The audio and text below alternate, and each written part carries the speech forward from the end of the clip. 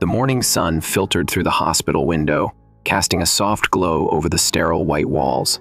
I adjusted the patient's blanket, checked the IV drip, and noted the vital signs on my chart. Being a nurse wasn't just my job, it was my purpose. But not everyone in my life saw it that way. My phone buzzed in my pocket. A message from my husband, Ethan, "Don't forget dinner at Mom's tonight." Final meeting for Lauren's wedding. I sighed. Another night at my mother-in-law's house, where I would sit through endless reminders that I wasn't good enough for their perfect little world. Since marrying Ethan 5 years ago, Evelyn, his mother, had made it clear that I was not the daughter-in-law she had envisioned. I came from a modest, hard-working family, while the Taylors were old money. They hosted charity galas and mingled with politicians, and Evelyn had expected someone more refined for her son. And she never let me forget it. Between the long shifts at the hospital and the constant pressure from Ethan's family, I barely had the energy to deal with tonight's gathering. But for my husband's sake, I would endure it. Again, by the time we pulled up to the Taylor estate, exhaustion had settled deep in my bones. The house, a grand Georgian mansion, stood imposingly against the evening sky. Ethan gave my hand a quick squeeze. "You okay?" he asked, his brown eyes scanning my face. I forced a smile, of course. Inside, Lauren was already sprawled across the couch, wearing a designer dress, her massive engagement ring catching the chandelier's light. Across from her, Evelyn sipped her wine, looking every bit the queen of her domain. Finally, Evelyn said, her smile sharp as ever, "I was beginning to think you'd forgotten." "Where's Ethan?" Lauren asked, barely glancing at me. "Parking the car," I replied. "What can I do to help?" Lauren waved a perfectly manicured hand. "Oh, nothing.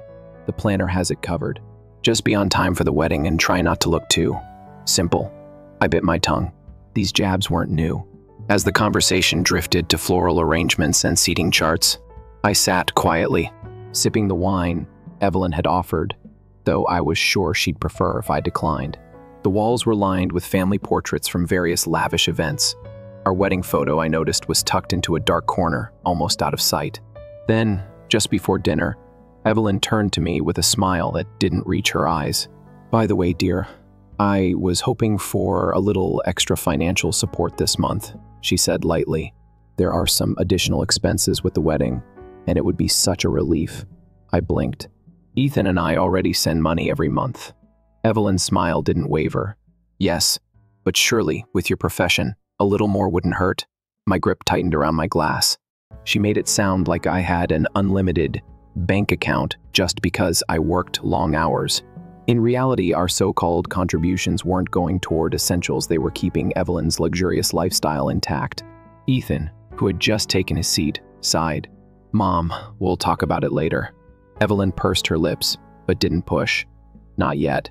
As the evening dragged on, the weight of every dismissive comment, every forced smile, and every sidelong glance settled heavily on me. But it wasn't until we were leaving that I realized just how little they thought of me. Mia, the housekeeper, one of the only people in this house who treated me kindly, approached hesitantly. "Miss S. Taylor wanted me to confirm what time the help should arrive for the wedding rehearsal tomorrow." I frowned.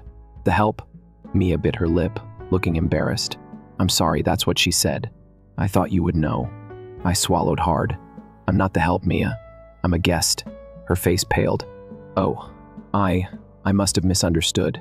But we both knew she hadn't. The car ride home was silent. Ethan held my hand, but I could feel the frustration radiating from him.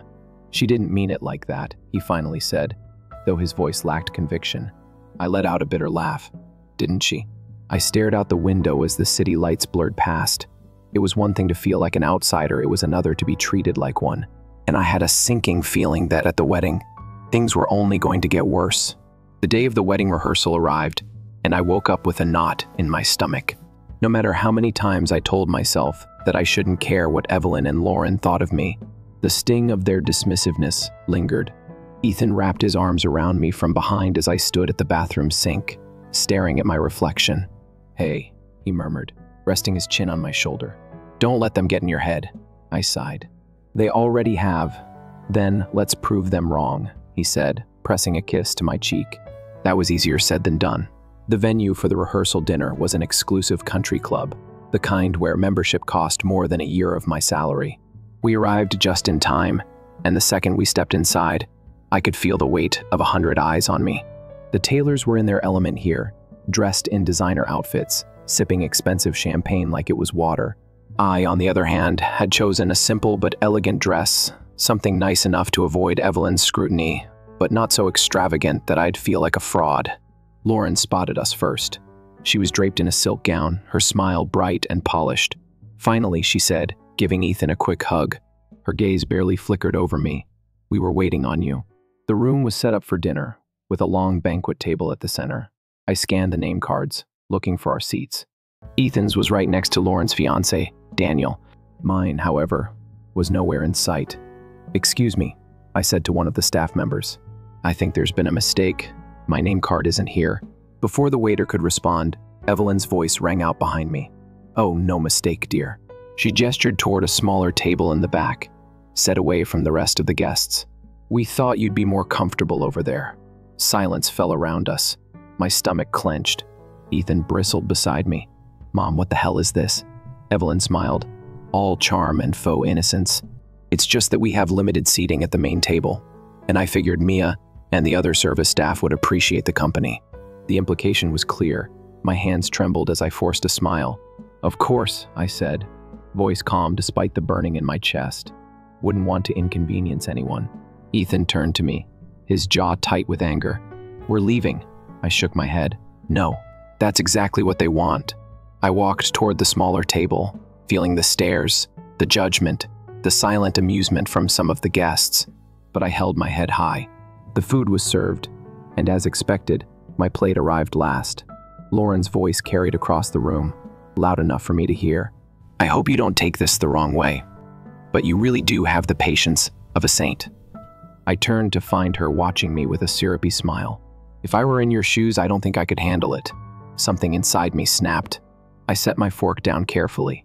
"No, you wouldn't, because you've never had to fight for your place at a table like this." Her smile faltered. I leaned forward slightly, keeping my voice soft but firm. "But I have, and I'll tell you something, Lauren. When you spend enough time being pushed aside, you learn how to make your own space." She blinked, clearly not expecting me to respond. Evelyn, who had been watching with a satisfied smirk, suddenly looked less amused.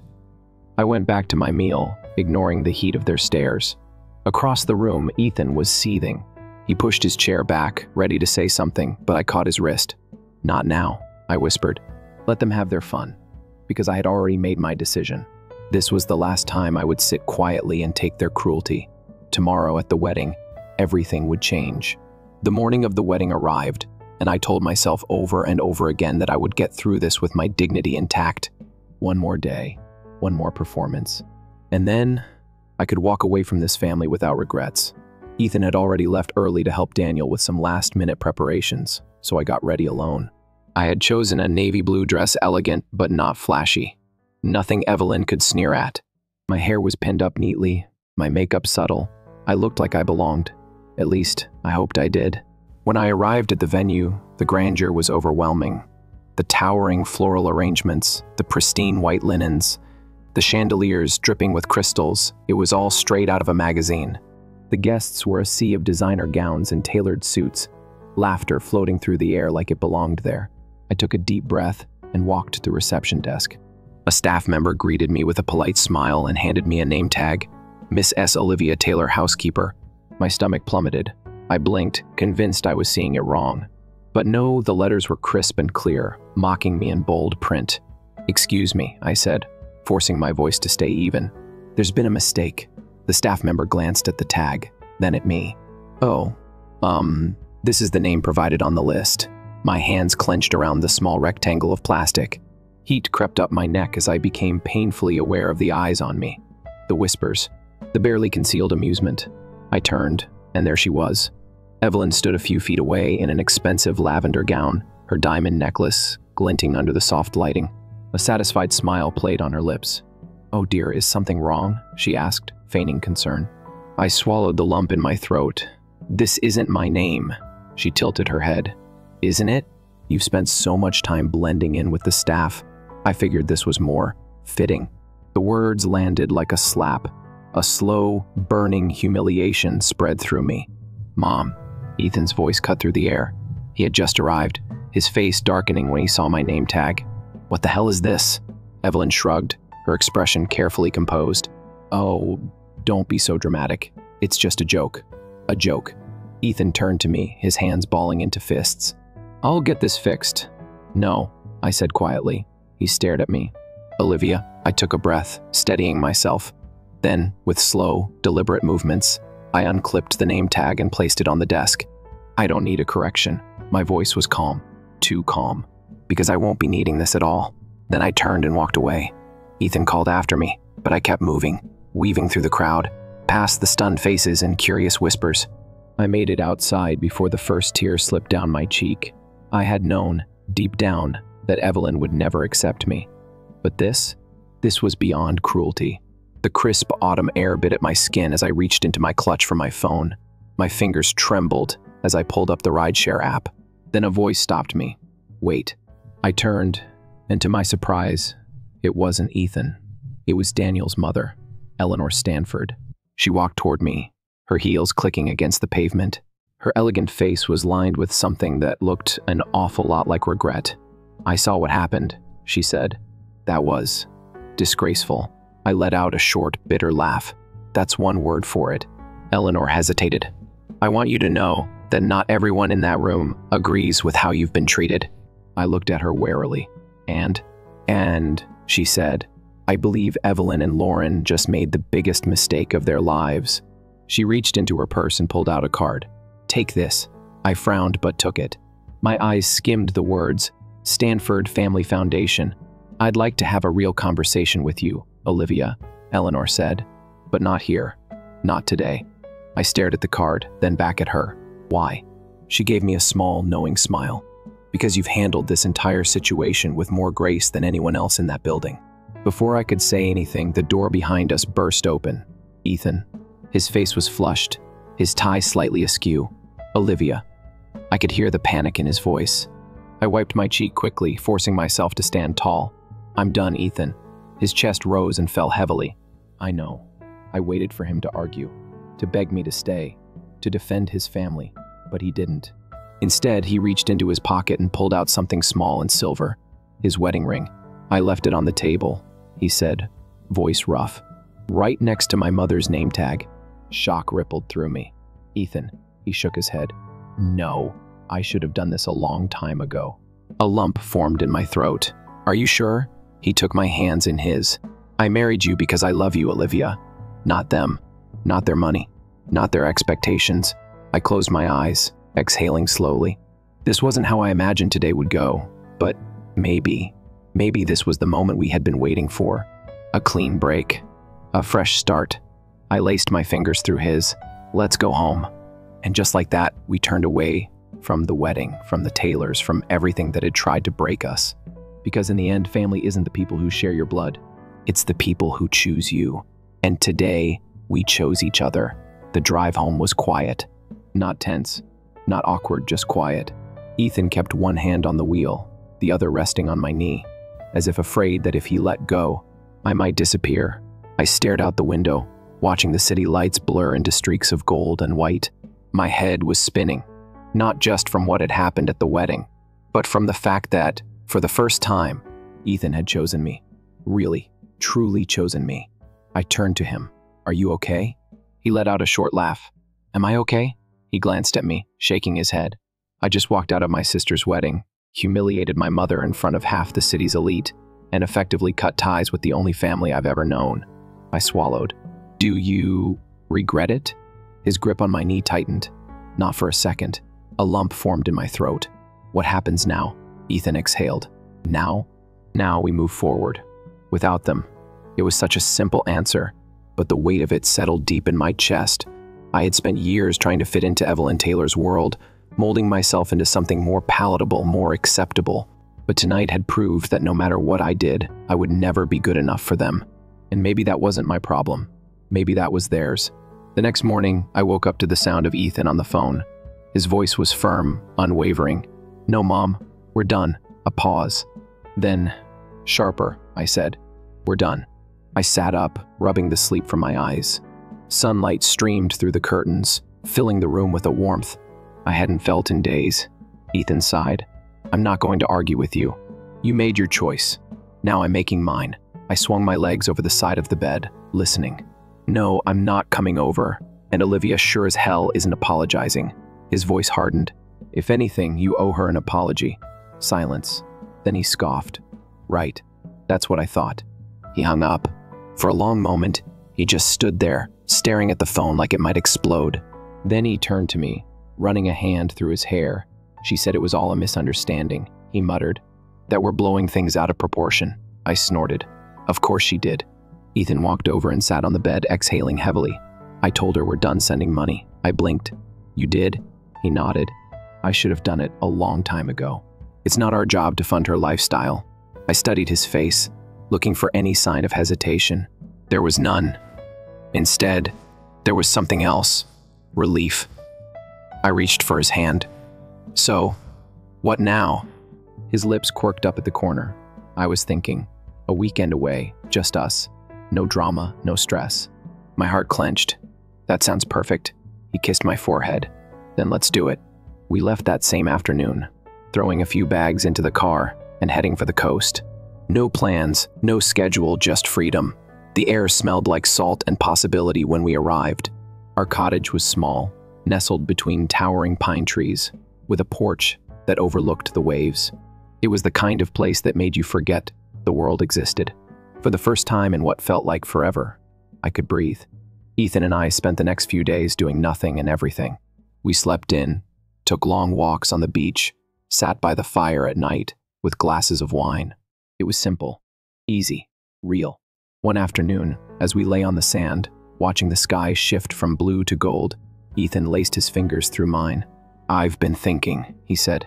Dangerous, the first teased. He chuckled. I know, but seriously, I don't want to go back to how things were. I turned my head to look at him. What do you mean? I spent years letting my mother and sister dictate our lives, letting them belittle you, letting them control me. He exhaled. I don't want that anymore. I studied him, the way his brows furrowed, the way his grip on my hand tightened. You're serious, I murmured. He nodded, dead serious. A breeze rolled in from the ocean, carrying with it the scent of salt and change. For the first time since all of this started, I let myself believe that maybe, just maybe, we were going to be okay. By the time we got back home, reality was waiting. Our phones were flooded with missed calls and messages. Some from Evelyn, some from Lauren, a few, even from Daniel. Ethan ignored them all. Then, just as I was unpacking, the doorbell rang. I froze. Do you think? Ethan sighed. I'll handle it. But when he opened the door, it wasn't who we expected. It was Eleanor Stanford. She stood there, elegant as ever, but there was something softer about her now.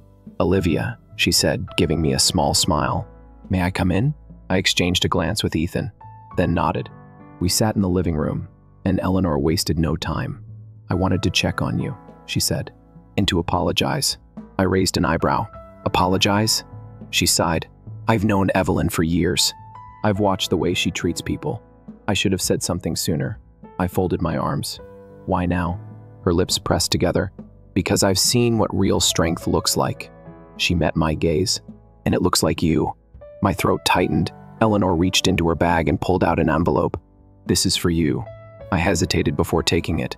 Inside was a formal invitation, an offer to join the board of the Stanford Family Foundation. I looked up, confused. I don't understand. She smiled. I want you to be part of something bigger. You've spent your life taking care of others. Let us do the same for you. I blinked, completely caught off guard.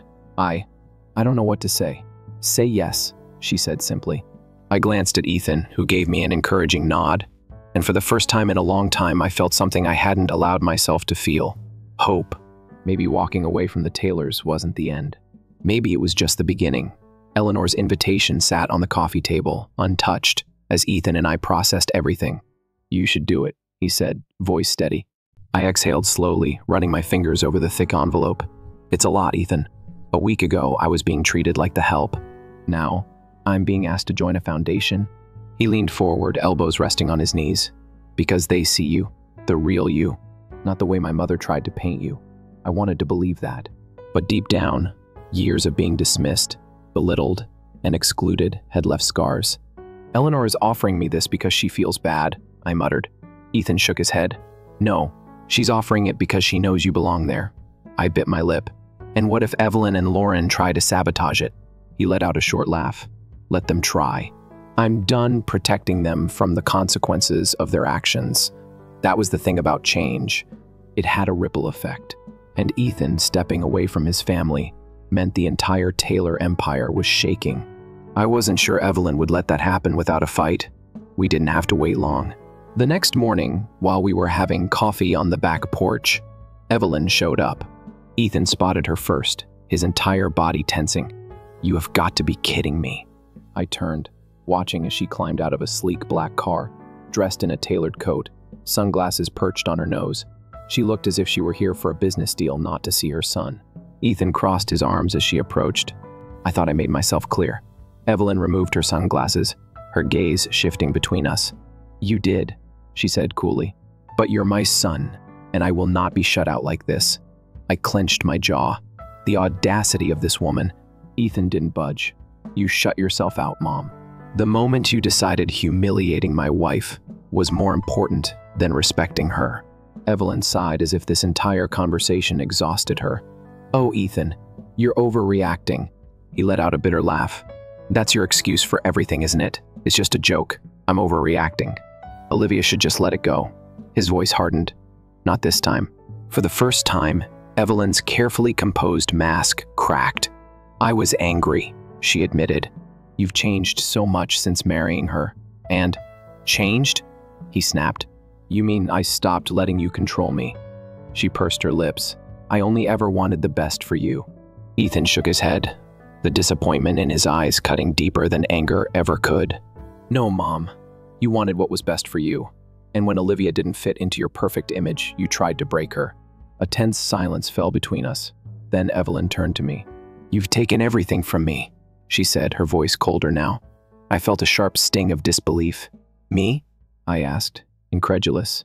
You did this to yourself, Evelyn. She let out a sharp breath, looking at Ethan one last time. Fine. You've made your choice. Her gaze flicked back to me, full of quiet resentment. I hope you were worth it. Then she turned and walked away. Neither Ethan nor I spoke as we watched her leave. Only when her car disappeared down the street did I finally exhale. Jesus, I muttered, rubbing my temples. Ethan pulled me into his arms. That was the last desperate move of a woman who knows she's lost. I rested my head against his chest, feeling his heartbeat steady and strong. Do you think she meant it? That she's done? Ethan's jaw clenched. For now. But people like my mother don't go down without a fight. And I had a terrible feeling he was right. The following week, I accepted Eleanor's offer. It wasn't about proving anything to Evelyn. It wasn't even about revenge. It was about stepping into a world where I was actually wanted. The Stanford Family Foundation wasn't just another charity. It was a powerhouse organization that funded scholarships, hospitals, and outreach programs. And now I had a seat at the table. On my first day, Eleanor greeted me with a warm smile. Ready for this? I nodded, nerves and excitement swirling in my chest. More than ever, she placed a reassuring hand on my arm. Good, because I have a feeling this is just the beginning for you. I didn't know if she meant my career, my independence, or my healing. But for the first time in a long time, I believed it. It didn't take long for the news to spread. Evelyn and Lauren were furious. Not just because I had joined the foundation, but because, for the first time, I was in a position of power. The invitations to their social events stopped coming, not that I cared. But what did surprise me was how quickly people in their circle distanced themselves from them. At first, it was subtle. A few people pulling away, hushed whispers at gatherings. Then came the real fallout. Lauren's fiancé, Daniel, broke off the engagement. Ethan got the call from a mutual friend. I don't know what happened, the guy had said, but Daniel's family pulled their support completely. It's over. Lauren, the golden child, the one who could do no wrong, had been left at the altar figuratively, at least. Ethan hung up, rubbing his jaw. Damn, I sat on the couch processing. Do you think it had to do with us? Ethan shook his head. No, this was Lauren's own doing.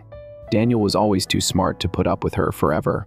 A part of me felt bad, not for Lauren necessarily, but for the reality she was now facing. The same reality I had lived in for years, the one where people you thought cared about you didn't. But unlike her, I had earned my place through strength, not manipulation. She was finally paying the price for a lifetime of entitlement. Weeks passed, and something strange started happening. Evelyn stopped calling, stopped showing up. At first, I thought she was just giving us the silent treatment. But then, one evening, a letter arrived. Ethan opened it, brow furrowing as he read. "She's selling the house," he muttered. My head snapped up. "What?" He nodded, handing me the letter. "Says she can't afford to maintain it anymore." I read the words twice, letting them sink in. Evelyn Taylor, the woman who had spent her life clinging to wealth and status, was giving it up. For the first time, I wasn't sure how to feel. Triumphant? Relieved? Maybe just done. Ethan sighed. "She's not asking for money." That was the part that truly shocked me. Maybe she had finally learned something. Or maybe she was just too ashamed to ask. Either way, I knew one thing for sure. The Taylor family was no longer my burden to carry, and for the first time in years, I felt truly, completely free. A year had passed since that disastrous wedding, since the moment Ethan and I had walked away from his family, from the toxic cycle we had been stuck in for too long. And somehow, against all odds, we had built something better. I stood in our backyard, adjusting the decorations on the picnic table. The smell of grilled steak and fresh bread filled the air, mixing with the soft scent of the blooming flowers in our garden. "Careful with that," Ethan called from the grill, eyeing me as I reached for a bowl of fruit. "You're not supposed to be lifting heavy things." I rolled my eyes, resting a hand on my swollen belly. "It's just strawberries, Ethan. I'm pregnant, not made of glass." He smirked. "Still, doctor's orders." I sighed, but let him take the bowl from me, watching as he carried it over like it weighed 100 pounds. The past year had changed him. He was lighter, happier. Without his mother and sister breathing down his neck, he had finally become the man I always knew he could be. And soon he was going to be a father. "Everything smells amazing," a voice said behind me. I turned to see Eleanor Stanford walking in, carrying a neatly wrapped gift. She had become more than just an ally, she was family now. "I hope you're hungry," I said with a smile. She glanced at Ethan, who was flipping steaks like a pro. "I don't think that's going to be a problem." As more guests arrived, I took a moment to soak it all in. The laughter, the warmth, the ease of it all. For the first time in years, I wasn't walking on eggshells. I wasn't bracing for a snide comment or an underhanded insult. I was surrounded by people who actually cared. The biggest surprise of the afternoon came just as I was setting down drinks. A familiar voice called from the gate. "Olivia." I turned and my breath caught. Evelyn stood there, looking nothing like the woman I once knew. Her designer clothes were gone, replaced by something simpler. There were no diamonds, no carefully styled hair, no air of superiority. Just a mother who had lost everything. Ethan appeared beside me, his body stiffening. "Mom." A flicker of sadness crossed her face at the coldness in his tone. She glanced around, taking in the scene, the easy laughter, the way I fit in so effortlessly with these people. For the first time in her life, she was on the outside looking in. "I heard about the baby," she said quietly. I wanted to see you, both of you." Ethan didn't respond right away. Instead, he studied her, as if trying to figure out if this was some new manipulation tactic. Evelyn sighed. "I'm not here to cause problems, Her voice wavered. "I know I can't change the past, but I'd like to meet my grandchild." Silence stretched between us. I wasn't sure what to feel. After everything she had done, could I really let her back in? Ethan glanced at me, his fingers brushing against mine. The choice was mine, and he would stand by whatever I decided. I took a slow breath. "It's going to take time, Evelyn." She nodded, looking down. "I know." I studied her face, searching for any sign of the woman who had tormented me for years. But all I saw was someone, lost, someone trying, even if it was too late. "You can stay," I said finally, "for today." Her eyes flicked up, surprised. "Are you sure?" "No," I admitted, "but I want to see if you really mean it."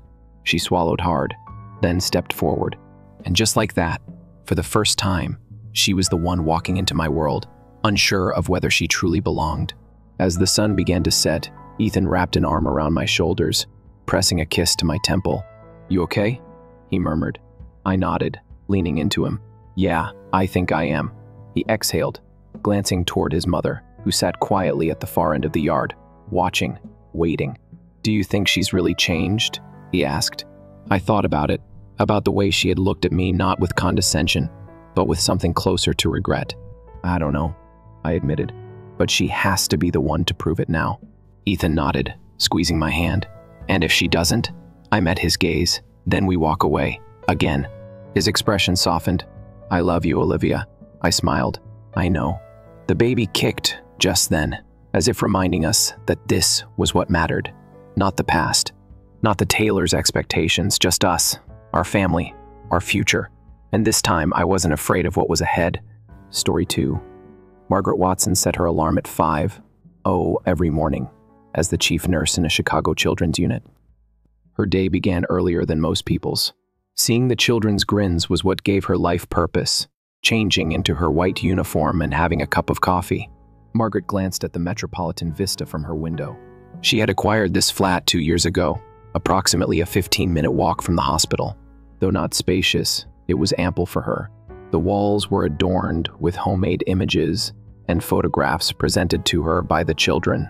One shot in particular jumped out, a photograph with 12-year-old Sarah. Sarah Jenkins was taken to Margaret's ward after she was diagnosed with leukemia 2 years ago. At 10 years old, she had lost her parents in a car accident and had been wandering between distant relatives' houses during her treatment. Margaret cared for Sarah with great devotion. When Sarah's hair came out following chemotherapy, Margaret chopped her own hair short and told her, "Now we match." Even after Sarah's disease unexpectedly went into remission, their friendship persisted as Sarah was taken up by a foster family. Recently, Margaret had began seriously contemplating adopting Sarah for a single lady without children. It was a significant choice. However, her feeling of, "I want to protect this child," got stronger with each passing day. Margaret's mobile phone rang, and the screen showed Mother. After a moment's hesitation, she hit the response button. "Maggie, how are you? Are you free this weekend?" Frances Watson's voice sounded more enthusiastic than normal. "Well, I don't have any specific plans." "Why? Wonderful. We're holding a cookout in the backyard on Saturday. The whole family will be there. Can you come?" Margaret discreetly checked her calendar. Saturday was her birthday. It was rare for her relatives to assemble to celebrate her birthday. Normally, her birthday was commemorated with simply a phone call or, at most, a quiet supper. Meanwhile, her sister Rebecca's birthday was honored lavishly every year. Margaret said, "Should I bring anything?" "Nothing at all. Just yourself." After finishing the conversation, Margaret felt conflicted.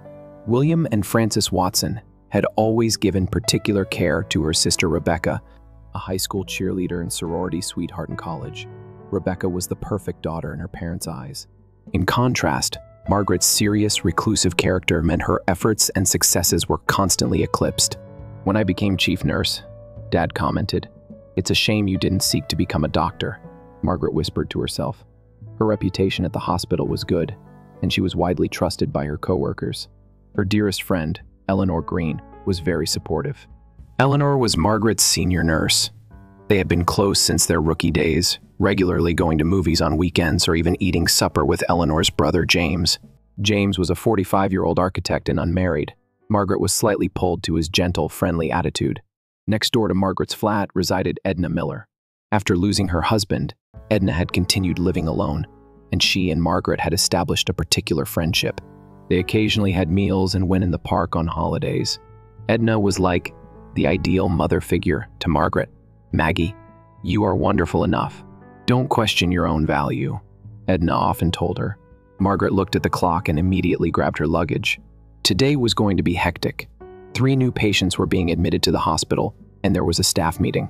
And after school, Sarah was coming to visit Margaret's apartment while taking the elevator. Margaret wondered about the family reunion this weekend. If her parents had remembered her birthday, that would be a welcome change. But considering prior disappointments, she admonished herself not to anticipate too much. This time could be different, Margaret thought gently, as she stepped out into the fresh air of Chicago. Saturday morning, Margaret dressed more carefully than usual. She picked a pale blue outfit and groomed her hair attentively. She put makeup a bit thicker than typical. Pausing in front of the mirror, she contemplated her reflection. 38 years old. Not young anymore, but she told herself that she still had life ahead of her. "Today will be a nice day," Margaret muttered. Even if it's not, I have my own life. On the table were gifts for her parents, for her father, William, a nice wine, and for her mother, Frances, her favorite perfume. Being asked to a family gathering on a special day was rare, and she couldn't ignore her conflicting feelings of eagerness and fear. At 2 in the afternoon, Margaret arrived at her parents' house. The 2-story house in a quiet Chicago neighborhood was where she had grown up. Colorful flowers flourished in the front yard, and laughter could be heard from the backyard as she stepped out of the car. A familiar perfume tickled her nostrils, the smell of her father's famous barbecue sauce. Margaret took a deep breath before ringing the doorbell. The door opened and her father, William, emerged. "Hey Maggie, you came," he grinned, appearing slightly uneasy. "Hello, Dad." Margaret brought out a gift bag. "This is for you. If you'd want. Thank you. Everyone's in the backyard. Go ahead." Stepping into the backyard, Margaret was met by a spectacle beyond her imagination. A big table had been put up with extravagant decorations. Smoke emerged from the BBQ grill, where William's best buddy, George, was in charge of the cooking. The table was filled with extravagant cuisine, and bottles of champagne were being iced. Margaret couldn't disguise her amazement. Such a lavish party hadn't been staged in her memory since her sister Rebecca's college graduation celebration. About 20 individuals had assembled, including relatives and family, friends. Her mother, Sister Beth, and Uncle Tom were present, as well as cousins from her father's side. As Margaret entered the backyard, her mother, Frances, raced over. "Maggie, I'm so delighted you came. What a gorgeous outfit." Frances embraced her daughter. "Thank you, ma'am. This is for you." "Oh, you didn't have to." Frances received the present and placed it aside. "Now go say hi to everyone." "Rebecca is over at the table gazing around." Margaret observed Rebecca seated at the head of the table, telling something to the folks around her. As usual, she was the focus of attention. Margaret grinned and approached her sister. "So you came." Rebecca stepped up and gave Margaret a quick embrace. "What do you think of the decorations?" "I selected everything out myself. It's pretty remarkable," Margaret said honestly. Rebecca's husband, Michael, also came over to welcome Margaret. He was a business executive, constantly dressed in costly outfits. Margaret had conflicting thoughts about Michael. He seemed cordial, yet there was something detached about him. The gathering continued smoothly, and Margaret eventually relaxed.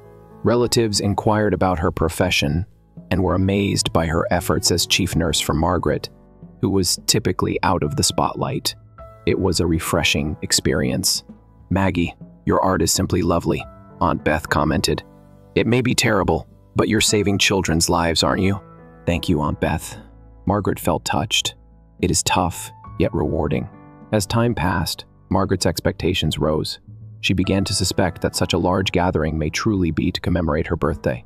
Taking a glass of champagne, she approached her mother. "Mom, this is a great celebration." "Yes, it's a wonderful day," Frances said joyfully. Hearing such words, Margaret's heart jumped. A special day. So they had remembered her birthday, after all.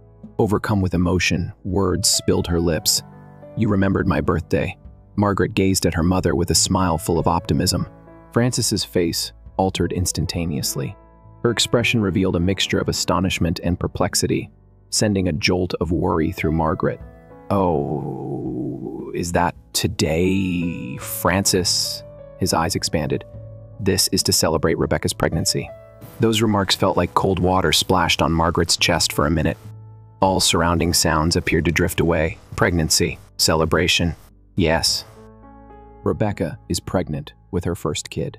We're telling everyone today that she is now 3 months along. Were you unaware? Margaret was unable to respond. She stood motionless as her thoughts went blank. She turned back and heard Rebecca's chuckles from a distance. She smiled malevolently at her sister. "Oh, my sister is self-centered all the time." Rebecca's voice was loud enough for everyone to hear. She believed it to be her birthday. The family members began to laugh together. Margaret's face began to flush with shame and annoyance. William, her father, came up and touched her shoulder. "I did remember your birthday, Maggie. It's simply..." William stumbled, and his face looked uneasy. "Don't worry, Dad." Margaret faked a grin. "Rebecca, congratulations. That's fantastic news." Despite what she said, Margaret's eyes filled with tears. She felt as if years of grief and disappointment were suddenly washing over her. Unnoticed, She placed down her drink and walked out of the backyard. Margaret stepped into a little bathroom on her approach to the front door and stared at her image in the mirror. She made an effort to breathe deeply. Remain composed, she reminded herself. However, her feelings overcame her, and tears started to fall down her cheeks. Her absence would go unnoticed. The joy of Rebecca's pregnancy would enthrall everyone. News. Without saying farewell to anyone, Margaret picked up her purse and walked out of the home. She cried hysterically as she got into her car and pressed her forehead on the steering wheel. Margaret sobbed for a while. She has been in the background and second best for 38 years. In the perspective of her family, she was invisible despite her efforts and accomplishments. Margaret brushed away her tears and muttered, "Enough is enough. This is the last letdown. I will no longer have any expectations." Margaret decided as she turned on the ignition. She will concentrate on her own life from now on. She would take adopting Sarah seriously and start a family of her own. Something more valuable than blood bonds must exist. As Margaret drove into Chicago, a fresh resolve started to grow within of her despite her feelings of grief and rage. The birthday event had happened 3 weeks prior. To escape the anguish in her heart, Margaret had buried herself in her job. Chicago Children's Hospital's children's ward was constantly receiving new patients, and her days as chief nurse were getting busier. "You've been putting in extra hours for the past 3 days, Maggie. Don't exert too much effort on yourself." Eleanor put a worried-looking hand on Margaret's shoulder. "I'm all right. I find that being busy helps me forget about things." It was strained with exhaustion, but Margaret managed to grin. Eleanor let out a sigh. "How about we have supper together tonight? James, my brother, will be present. Recently, he has been inquiring about you a lot." After giving it some thought, Margaret nodded. "Thank you. It feels good to be welcomed after all this time." That night, Margaret left her shift and went to Eleanor's apartment. The smell of a hot meal welcomed her as she opened the door. James was waiting for her in the living room, reading a book. "Hello, Margaret. How are you?" James got up from the couch and gave her a kind smile. "You know," Margaret gave an honest response, "it has been a hectic workday." James's face was solemn as he gazed at Margaret. "Eleanor told me about your family. It's brutal." Margaret averted her gaze. "I'm accustomed to it. However, I suppose I had expectations this time." For the first time, Margaret talked candidly about her family over dinner. She talked about the birthday event, her parents' lack of interest, and the parallels to her sister from childhood, during which she periodically broke down in tears. James took her hand in silence. At the conclusion of her narrative, Margaret declared, "I've made up my mind. I will legally seek adoption for Sarah. My family's opinion no longer matters to me." James answered gravely, "I think that's a wonderful decision. Please let me know if I can be of any assistance." Margaret went to Sarah's foster home the next day, but she was in for some startling news. The institution had received Sarah back from her foster family. She was handed up by the foster couple, who said she was too much to manage. "What are you saying?" "Sarah is not a troublesome youngster." Margaret's rage was uncontrollable. "Miss Watson, please calm down," Jennifer Morris from Child Welfare Services stated quietly. "Sarah is presently in St. Mary's facility. Actually, she's been requesting to see you." That afternoon, Margaret visited St. Mary's Children's Care Center. Sarah, who had been waiting at the end of the corridor, hurried to her as soon as she noticed Margaret. "Margaret, you came." The girl clung to her with tears in her eyes. "Of course. Sarah, I won't leave you alone." Margaret embraced Sarah, pushing back her own emotions. "What happened?" Sarah looked down. "I was a horrible girl. I was outraged when David, the foster parent, tried to throw away my drawings. They were sketches I produced with the art equipment you gave me." Anger welled up in Margaret's chest. The more she heard Sarah's narrative, the obvious it appeared that the foster home had been unsuitable. As she was leaving, Margaret approached Jennifer. "I wish to file for adoption formally." "Are you sure?" Jennifer questioned with a shocked gaze. "As a single mother with your hectic job?" "I'm sure," Margaret answered with unyielding determination. "I need Sarah, and Sarah needs me." Jennifer considered for a bit and then nodded. "All right, let's start the application procedure. But the screening will be stringent during the following 3 weeks." Margaret was busy with work and adoption preparations.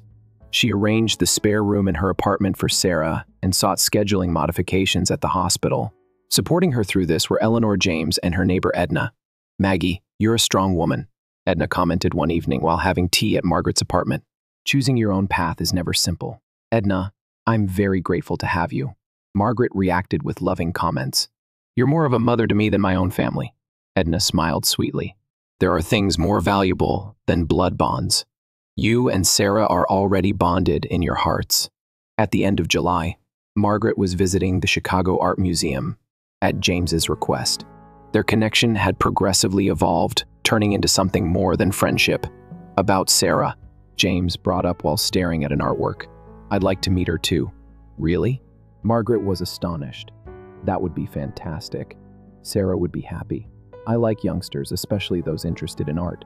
James, as an architect, was concerned about art education. The next weekend, Margaret, James, Eleanor, and Edna visited St. Mary's together. Sarah instantly warmed up to James, her eyes gleaming as she listened to his stories about building. Margaret, is he your boyfriend? Sarah asked with a puzzled gaze. Well, we're not quite in that kind of relationship yet. Margaret reddened slightly, but we may be. James responded jokingly, making Margaret's pulse jump a beat. By mid-August, the adoption screening was at its last stage. The house visit had been performed without complications, and Margaret's financial status and compatibility with Sarah were considered to be suitable. All that remained was the last interview. Tomorrow is the last interview. Margaret lay in bed, looking at the ceiling. If this goes well, Sarah will formally become my daughter. She was astonished at her own words. Daughter. For the first time, the realization of being a mother to a small girl took root within her. With conflicting sensations of dread and eagerness, Margaret fell asleep. The next morning, she was woken by an urgent call from the hospital. Miss Watson, the voice of Dr. David Clark, a physician, came over the phone. I'm phoning regarding Sarah. Margaret's heart nearly stopped. Sarah, did anything happen? There's a risk her leukemia has relapsed. She was brought in yesterday night with a high temperature and tiredness. We are doing testing currently. The instant she hung up the phone, Margaret's legs gave way. The beam of optimism that had finally shone seemed to be buried in darkness again, but she swiftly stood up. This was no time for weeping. Sarah needed her strength when she hurried to the hospital. Sarah was sleeping in a little bed. Her complexion was terrible, and In-4 was in her arm. Outside the room, Eleanor was already waiting with a troubled frown. Maggie, I heard. Are you all right? I don't know, Margaret said honestly, but I need to be strong for Sarah. By early afternoon, James and Edna had also arrived at the hospital. The four waited outside Sarah's room for the test results. When Dr. Clark returned, his demeanor was dismal. I'm sorry, but the leukemia relapse has been verified. However, since we've caught it sooner than previously, there is hope for therapy. Margaret took a big breath. What type of therapy is needed? We'll continue chemotherapy, and depending on the circumstances, we could explore a bone marrow transplant. If there's a match among blood relations, the success rate improves. Test my bone marrow. Margaret answered instantly. Even though we're not biologically related, is there a possibility? Yes. We'll undoubtedly test you. However, the match rate isn't as great as with blood relations. James moved forward. I'll be tested too. And Eleanor, Edna also added in a shaky voice. I'll do anything I can as well. Margaret's heart flooded with thankfulness. These folks, not connected by blood, were so sincerely worried about her and Sarah. Meanwhile, there had been no touch from her actual family. When Sarah awakened, people encircled her. Everyone you came. Sarah smiled faintly. Of course. Sarah Margaret grasped the girl's hand. We're your family. At those remarks, Eleanor, James, and Edna nodded. Though there were no blood links, there was clearly a family present. Margaret reaffirmed her determination, rescued Sarah, and showing her the warmth of a loving family. That was her mission. Now, 2 weeks had elapsed since Sarah's leukemia recurrence. Although the therapy was developing well, Dr. Clark continually discussed the potential of a bone marrow transplant. Margaret had her bone marrow evaluated, but sadly the compatibility rate was poor. The results were similar for James and Eleanor. We need to know full medical history of the family doctor, Clark said. Margaret, do you have any information regarding Sarah's birth family? Very little. Margaret's shoulders drooped. Her parents perished in an accident, and data concerning further relatives are scant. I see, Dr. Clark mused. Well, let's continue the existing therapy while seeking for new donor prospects. As Margaret was leaving the hospital, her smartphone rang. Looking at the screen, she saw Rebecca displayed. After a moment's hesitation, remembering that there had been multiple calls from her parents in the preceding several weeks, she chose to answer. "Hi there. Finally, you answered the phone." Rebecca's voice had a faint edge. "Everyone's been worried. Is that so?" Margaret answered, repressing her feelings. "What do you want?" "Mom and Dad want to visit you, since you've been avoiding their calls. They asked me to contact you." Margaret took a big breath. "I'm busy right now in the hospital with a really critical patient. Always rushing away like that." Rebecca's voice went chilly. "Work above family. I've opted to take leave from my baby since I think family comes first." Those remarks caused fury surge within Margaret, but her head was filled of thoughts of Sarah. "Rebecca, I'll call you back later." After hanging up, Margaret began thinking about the family medical information needed for Sarah's therapy. Her parents could know something. Setting aside her personal sentiments, she decided to visit her parents' house, for Sarah's sake. The next day, Margaret parked her car in front of her parents' house. When she rang the doorbell, her mother, Frances, instantly opened the door. Maggie Frances's expression indicated astonishment and excitement. "Well, you finally come. We were worried." In the living room sat her father, William, and Rebecca. Margaret exchanged short greetings and got right to the topic. "I wish to ask about our family's medical history." "Medical history?" William frowned. "Did anything happen?" Margaret quickly told about Sarah, the leukemia relapse, the course of therapy, and the potential of a bone marrow transplant. "So I want to know whether there's any family history of genetic illnesses. Can you think of anything?" Frances and William exchanged looks. "Is this for the youngster you're attempting to adopt?" Rebecca interjected. "Yeah," Margaret said firmly. "You intend to adopt a kid without first talking to us? Your household?" There was an accusatory tone in Frances's voice. Margaret made an effort to remain calm. "To me, Sarah is a priceless child who is like family. I'd want to assist her." However, Rebecca stated that there is no blood relationship. True family ties are based on blood. Margaret's rage reached a breaking point after hearing such statements. Actual family. Family is what you did to me. Celebrating Rebecca's pregnancy and forgetting my birthday. That's something we've already apologized for, Frances added firmly. Our calls have been ignored by you. I apologized. I startled Margaret by leaving a voicemail. The fact that you didn't respond made Margaret shake her head. Now that is irrelevant. Sarah is what counts. Will you inform me about the medical history of our family? William let out a sigh. Okay, my mother had breast cancer and my father had heart trouble. There weren't any unique genetic illnesses, in my opinion. Frances gave similar details. Margaret took meticulous notes on everything. Thank you. I'm leaving immediately. Hold on. Frances took hold of her arm. Give us additional details about this kid. We would like to know more about her if she is so important to you.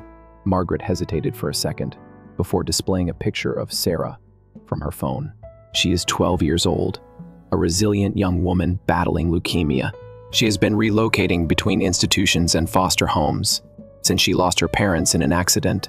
William and Frances gazed at the picture, but their faces were complicated. Frances responded, "She's a cute girl," but there was no real love in her voice. Margaret, however, spoke up since our granddaughter was en route to adopt someone else's child. Sarah is not a kid of another person. To me, she is priceless. Rebecca picked up the phone and looked through Sarah's pictures. But isn't it challenging to care for a sick child as a working single mother? I'm supported by others. James, Eleanor, Edna. My family is made up of them. The three were obviously offended by such remarks. You refer to those who are not blood relatives. A family, remarked Frances angrily. Margaret got to her feet and picked up her luggage. I do, indeed. Families bonded not just by blood, but also by love and support. Rebecca followed her to the door as she was leaving. Are you sure you can be content with that? She said sarcastically. Because you are unable to have children of your own. Are you content with a stray child? Margaret gazed at Rebecca. Sarah isn't a lost kid. She is my heart's daughter. You wouldn't comprehend. Climbing into her vehicle, Margaret moved out of her parents' house. She expected her blood relations to understand her, but they didn't. However, that just made her determination stronger. Recovery from Sarah's therapy was progressing more quickly than anticipated. Signs of progress were evident. At the same time, Margaret's adoption application had reached the last step, albeit without a bone marrow transplant. Maggie, congratulations. Jennifer Morris grinned broadly as she made the announcement. Your application has been accepted by the review committee. The last documentation has to be processed. In the hospital room, Margaret broke down in tears of happiness as she told Sarah the news. In spite of her frailty, the girl grinned widely. "Really? You're going to be my mother, Margaret?" "Indeed, Sarah. This is the time we'll be together." Margaret had a modest party with Eleanor, James, and Edna that evening. "Maggie, you're going to be a fantastic mother," James whispered softly as he grasped her hand. "Thank you. However, I couldn't accomplish it by myself. You're all mine." Margaret made a significant choice late that evening. "Birth of a New Family Bonds Beyond Blood" was the title of a lengthy social media post she started composing. From the time she first met Sarah until the adoption, she documented her experience. She included a picture of herself at the hospital with Sarah, James, Eleanor, and Edna, as well as the adoption approval certificate. "I officially became a mother today. I gave birth to a beloved daughter who is bonded by heart rather than blood. Additionally, I am fortunate to have a fantastic family who encourages me. I'm grateful to everyone who helped me understand that love is a decision rather than a biological relationship." Margaret was inundated with alerts on her smartphone the morning after the piece was published. Numerous individuals sent heartfelt congratulations, and her mother even called. That call was unanswered by her. The moment has come for her to start a new life with Sarah. Under the beautiful June sky, a year had gone by. In the Chicago suburbs, Margaret and James were getting married in a modest chapel. The church grounds was filled with vibrant flowers, and Margaret's wedding gown was a beautiful white. "You look gorgeous, Mom," Sarah replied, her grin strong and restored. As a bridesmaid, she was dressed in a light pink outfit. "Sarah, thank you." Margaret gave her daughter a gentle peck on the cheek. "You also look fantastic." Despite being tiny, the wedding had a cozy vibe. Edna was a special visitor, and Eleanor was the maid of honor. Jennifer Morris, employees from St. Mary's Children's Care Center, and hospital colleagues joined in the celebration. The room erupted in cheers when the officiant announced Margaret and James's marriage. The week following the wedding, an unfathomable closeness was built between the three of them, as James hugged Sarah close after their first kiss. Sarah, who now goes by her new name, was officially adopted by Margaret and James. From now on, Sarah Watson Green will accompany her two parents on their journey through life. Margaret shared pictures of her wedding and family with Sarah on social media, captioning them "Bridges Beyond Blood, the family I choose." More individuals than anticipated commented on that message, expressing sorrow for what genuine family means. After her story appeared in the local press, it served as a springboard for matching up adoptive parents with kids in like circumstances. Her blood relations were struggling in the meantime. After giving child, Rebecca had postpartum depression, and her husband Michael failed to offer her enough care. Rebecca's parents, Francis and William, were too busy worrying about their own aging to assist with her child care. At first, they were enraged and envious when they found out about Margaret's marriage and adoption. According to Rebecca's reports, Margaret's parents denounced her decision as a betrayal of family after her sister took a stray kid into their house. But when the society rallied to support Margaret, the blood relatives progressively lost their social standing. Margaret received a letter from Francis 6 months later. It contained words of remorse and a longing to meet Sarah. Margaret placed the letter before a family council. After conversing with Sarah, James, Eleanor, and Edna, they agreed to offer a conditional restoration of relations. "Sarah could need loving grandparents too," Margaret said in her reply. "However, if you ever damage us again, I will break ties completely." The option to retain the prospect of reunion while maintaining the connections of her new family. That was the genuine strength Margaret had found.